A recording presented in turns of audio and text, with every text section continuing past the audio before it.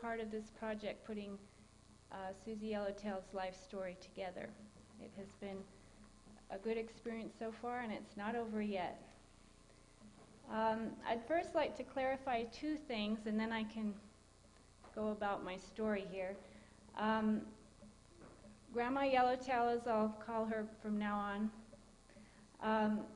I always feel is looking over my shoulder and many of her grandchildren's shoulders.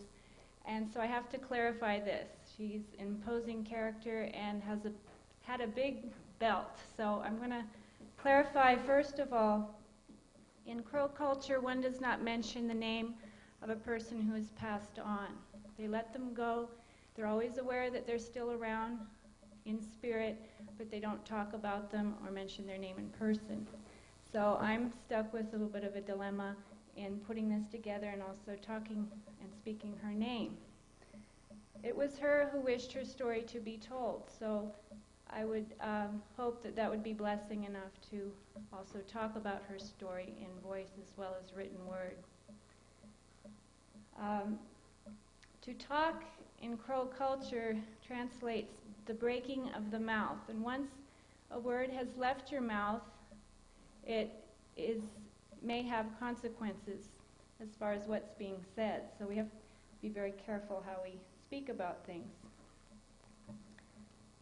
To remember means to look back and also to treasure.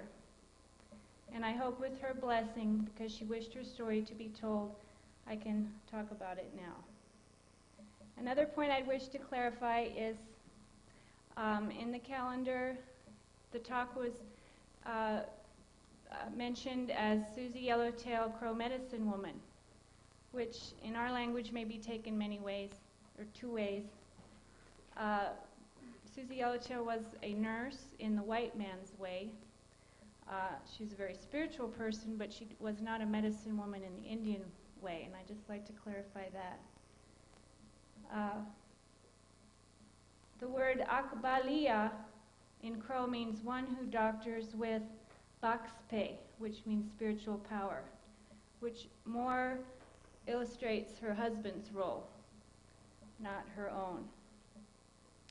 But Susie would agree that both ways of doctoring of the same wheel, just different spokes. And she did use prayer a lot in her nursing.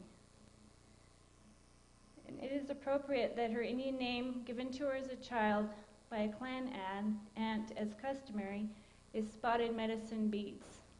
And later she did go on to become a nurse. The story I'm going to tell you today is a story within a story. There's the story of myself collecting Susie's stories and all that entailed and now putting them together. And then there's the story of her life. And I will present you both here.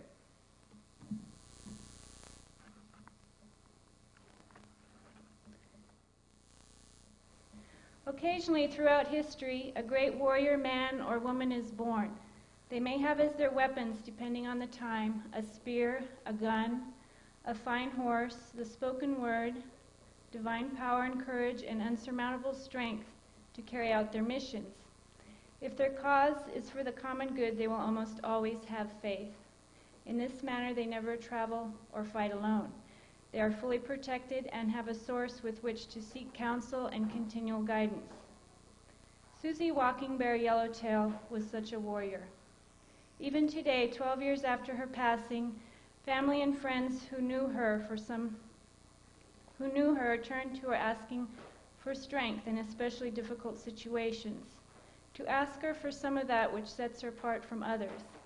I am convinced it is her warrior spirit that we look up to and seek inspiration from. Recently, I had a phone call from one of her granddaughters who was having a hard time crying because she wished Susie could be there to hold her and give her strength.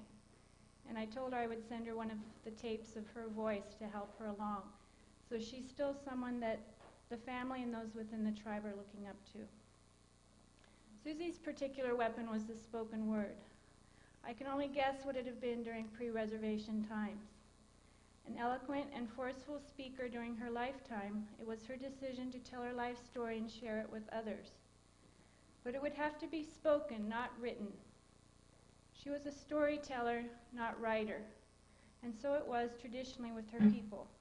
They held their stories inside of themselves and not separate and apart, written on pages. It was only in her later years that she felt ready to have her words put down on paper. No two people are alike, no two Crow are alike. The following is a story of one Crow woman's life, perhaps no more or less interesting than another's, with the difference being that this woman wished her story to be told, and did. In this sense, this book is an autobiography, and it's told in her words, not the editor's, myself. Susie is not representative of a moderate Crow woman, and if you'd like a resource to know more about what a moderate Crow woman would be, I would point to this book here, They Call Me Agnes, which is Susie's sister-in-law. She was very traditional. She stayed within her boundaries and presents a whole different profile than what Susie's profile was. Her life circumstances, coupled with her unique character, shaped her and led her both to the extreme peripheries of her culture and beyond, and to the very central core of her native traditions. Her story is placed within the time of extreme flux and change from the early reservation period, she was born in 1903, to missionary schooling and nursing training back east. She was the first Native American nurse upon graduation. She came back during the Depression and war years, spent farming and raising both her own and many adopted children. To the volatile 60s and numerous meetings with presidents and Washington officials, from wagons to pickups, braids to bobs, and back again. Let me just explain about the slides. Most of the photographs I have of Susie are in print form, not slide, and so these slides are merely symbolic, if you will. Most of the pictures I have of Susie are up here, and afterwards, if you'd like to take a closer look at them. I don't have any slides, or I guess a little joke she's playing on me here. Her life is not a reflection of a past life lived in teepees out on the open prairie, an image we are more familiar with through such noted scholars as Linderman, who presented us with the biography of Pretty Shield, and when it was first published, better known as Red Mother. Nor is it an idealized version of a culture lived out in perfect harmony. Culture and religion intact, played out in pure idealized form as it's presented to us by several excellent scholars on Native American religion. Susie's life story is real. It is injected with the realism that exists, the realism that intermeshes with the traditional culture and religion, the everyday struggles, the family dynamics, outside influences, inside tension, pain, and love.